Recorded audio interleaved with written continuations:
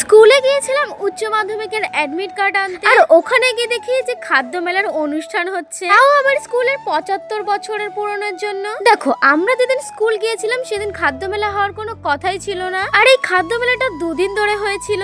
মানে আমরা গিয়েছিলাম 3 দিনের দিন, আর সৌভাগ্যবশত কিছু স্টল তখনও ছিল। খাদ্য মেলায় যে খাবারের দাম এতটা কম ছিল, তাই ভেবেছিলাম চাঁদা তুলে আমরা প্রত্যেকটা খাবার ট্রাই করব। আর এখানে আমরা নিয়েছিলাম ধনিয়া চিকেন, তাও আবার মাত্র 20 টাকা। তবে খেতে কিন্তু অনেক সুন্দর ছিল।